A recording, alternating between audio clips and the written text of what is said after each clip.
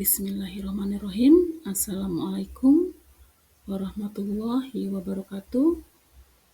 Kembali lagi dengan saya, Eva Gustiana. Saat ini banyak sekali kasus bullying terhadap anak, terutama terjadi di lingkungan sekolah. Ada yang di Jepara, ada yang kemarin terakhir di Tasikmalaya. Jadi ini tema bullying ini pas banget ya untuk kita bahas saat ini. Bisa untuk para siswa, para guru, dan tentunya para orang tua. Semoga informasi ini bermanfaat. Apa sih bullying itu? Apa sih perundungan itu? Bullying atau perundungan itu adalah tindakan penggunaan kekuasaan untuk menyakiti seseorang atau sekelompok orang, baik secara verbal, fisik, maupun psikologis, sehingga korban merasa tertekan, trauma, dan tidak berdaya. Yang akan kita bahas adalah ada 3 bentuk bullying di sekolah. Yang pertama itu bullying verbal, yang kedua bullying fisik, dan yang ketiga bullying relasional. Kita bahas dulu yang pertama, yaitu bullying verbal. Bullying verbal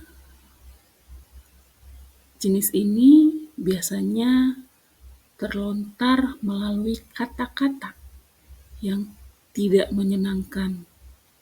Misalnya berupa ejekan, umpatan, cacian, makian, celaan, dan bisa juga fitnah. Semua jenis ungkapan berupa kata-kata yang bersifat menyakiti orang lain. Semua kata-kata yang menyakiti orang lain merupakan bentuk bullying verbal. Sedangkan bullying fisik adalah menyakiti seseorang dengan berbicara mengenai fisik. Hal ini terkait erat dengan fisik atau tubuh seseorang. Bullying fisik ini merupakan bentuk kekerasan yang terjadi dengan menyakiti fisik seseorang. Bentuk kekerasan ini dapat berupa tendangan, pukulan, tamparan, atau meludahi seseorang. Jadi ada kontak fisik sehingga orang tersebut merasa tersakiti. Yang ketiga adalah bullying relasional. Apa sih bullying relasional itu? Bullying relasional adalah pengucilan terhadap seseorang yang dianggap berseberangan. Selain dikucilkan, seorang siswa, seorang anak yang dianggap berbeda dengan kebanyakan anak di sekolah akan diabaikan, dicibir dengan segala hal yang dapat membuat anak tersebut diasingkan dari kelompoknya. Misalnya ada anak satu kelas itu semuanya jago basket, tapi ada satu anak yang tidak suka basket. Dia misalnya sukanya ke perpustakaan atau misalnya hobi yang lain gitu ya. Anak tersebut tidak ditemenin, jadi dikucilkan, diasingkan. Nah, itu sama aja dengan tindakan bullying. Kita sebagai siswa atau sebagai anak, atau bisa juga sebagai seorang guru, kepala sekolah, atau orang tua, sebaiknya mendeteksi bullying itu sejak dini. Caranya seperti apa? Jika kita melihat tindakan bullying, apa yang harus kita lakukan? Yang pertama, jangan diam. Kita harus berbicara. Yang kedua, berusahalah untuk mendamaikan. Yang ketiga, dukunglah korban bullying agar dapat memulihkan rasa percaya dirinya kembali dan mendampinginya agar tetap bertindak positif.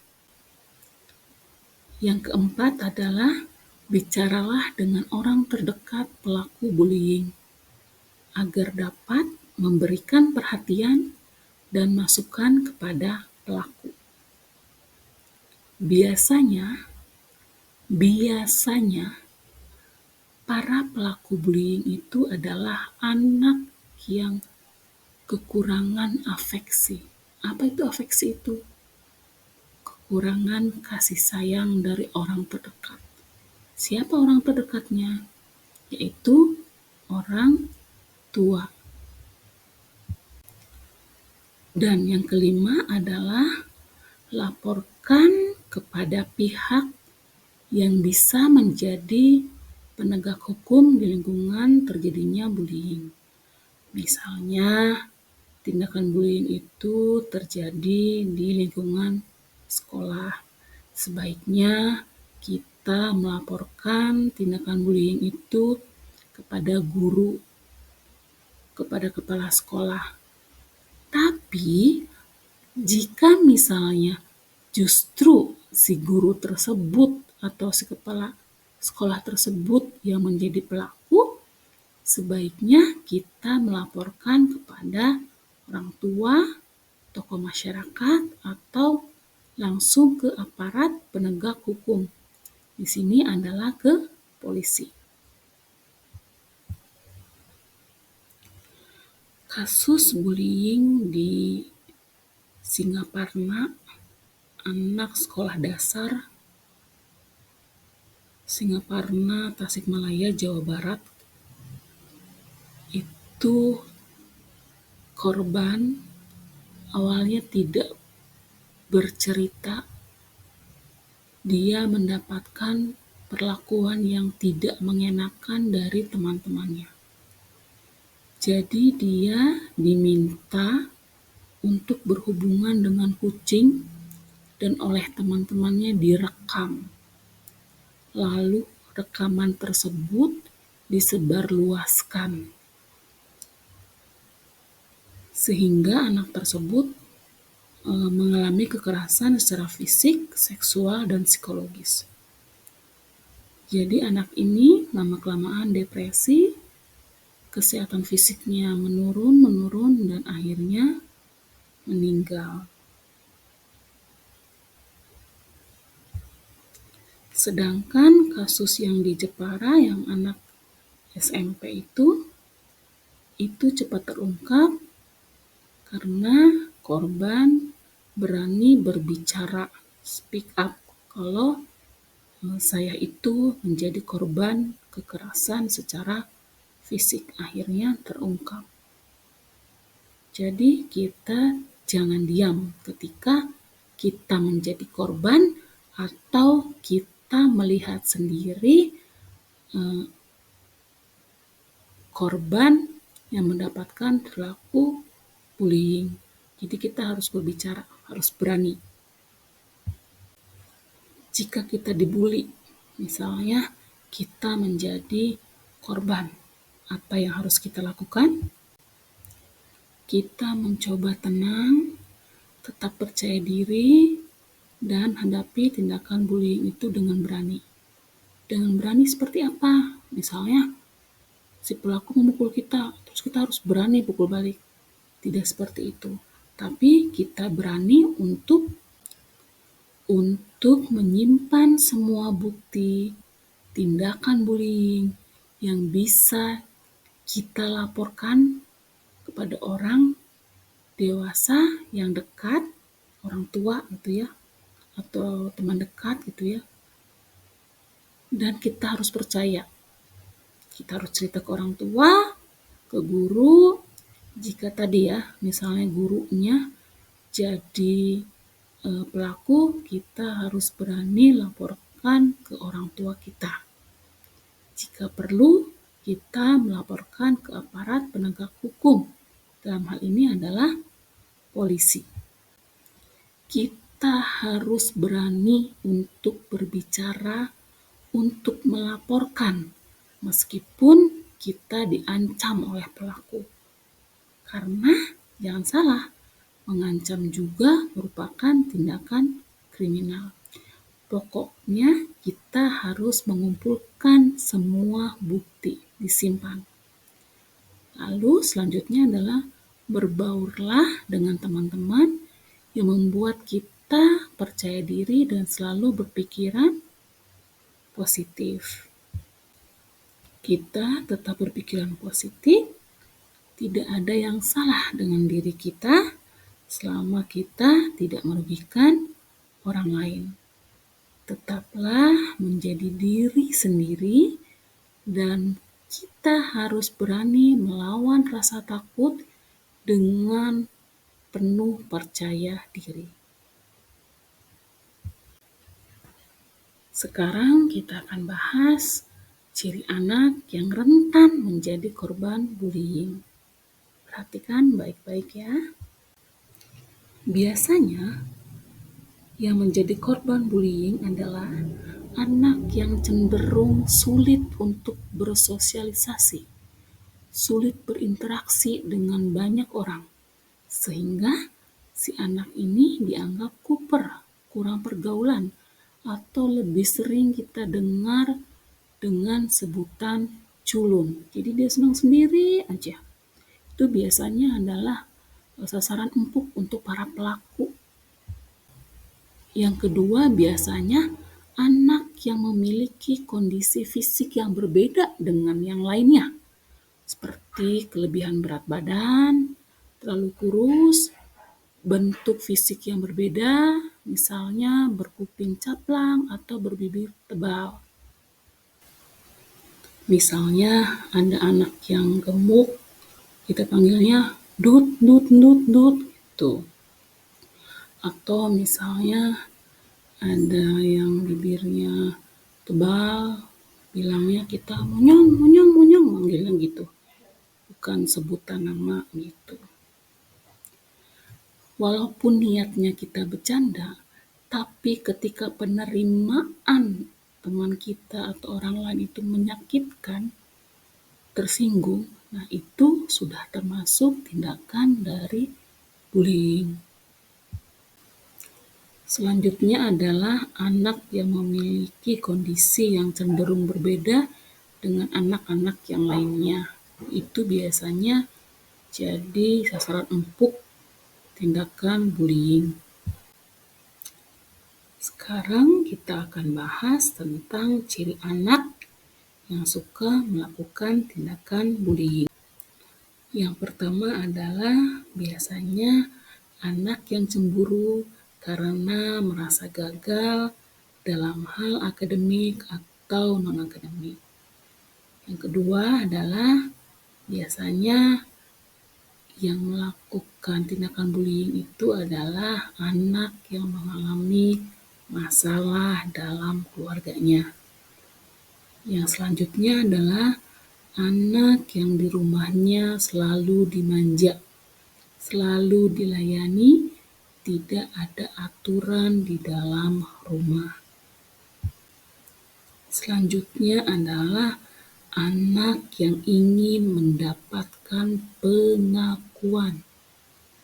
Biasanya karena anak ini di rumahnya kurang mendapatkan perhatian, kurang mendapatkan afeksi, yaitu kurang mendapatkan kasih sayang dari orang tuanya. Selanjutnya adalah anak yang sakit hati karena secara psikologis merasa kalah bersaing dengan sang calon korban bullying. Ini seperti kasus di Jepara, si anak yang menjadi pelaku ini merasa kalah saing dengan si korban, yaitu tentang masalah percintaan ya. Jadi ada perempuan yang malah suka dengan si korban. Padahal si pelaku ini suka dengan si perempuan tersebut. Jadi karena merasa kalah saing, jadilah tindakan bullying. Nah, bagaimana sih cara mencegah bullying di sekolah itu? Yang pertama adalah membentuk nilai persahabatan antar siswa. Jadi, sebisa mungkin kita melakukan interaksi, bersosialisasi dengan banyak teman. Yang kedua, memperdayakan siswa untuk memiliki jiwa sosial, aktif, dan berprestasi. Sering-sering sekolah tersebut mengadakan lomba olahraga, atau misalnya diadakannya charity untuk menstimulus jiwa sosialnya gitu ya. Lalu selanjutnya adalah membangun komunikasi yang efektif antara siswa, siswa dengan guru, siswa dengan kepala sekolah, guru dengan siswa, guru dengan kepala sekolah, dan juga tentunya komunikasi yang baik juga antara anak dan orang tua, pihak sekolah juga dengan pihak orang tua harus ada komunikasi yang efektif. Komunikasi yang efektif ini juga dilakukan oleh pihak sekolah dan komite sekolah bisa dengan diadakannya parenting, diskusi, rapat antar orang tua, antar komite sekolah dengan pihak sekolah. Lalu menciptakan suasana lingkungan sekolah tentunya yang aman, nyaman, dan kondusif. Selanjutnya, menyediakan bantuan kepada murid yang menjadi korban bully. Jangan kita membela kepada si pelaku bully tersebut. Jadi, jangan dilindungi si pelaku itu, tapi memang harus ditindak secara tegas agar tidak terjadi tindakan yang lebih parah lagi. Yang terakhir adalah melakukan pertemuan berkala dengan orang tua atau komite sekolah. Yang sudah tadi saya jelaskan di slide sebelumnya, yaitu diadakannya parenting, pertemuan rutin, rapat, diskusi antara pihak sekolah dengan pihak komite sekolah, yaitu orang tua. Alhamdulillah, terima kasih. Semoga apa yang sudah saya paparkan, informasi ini bermanfaat untuk teman-teman para siswa, para guru, dan khususnya untuk orang tua. Terima kasih. Wassalamualaikum warahmatullahi wabarakatuh. Jangan lupa jika ada pertanyaan, komentar di kolom komentar, like, komen, dan subscribe. Terima kasih. Dadah.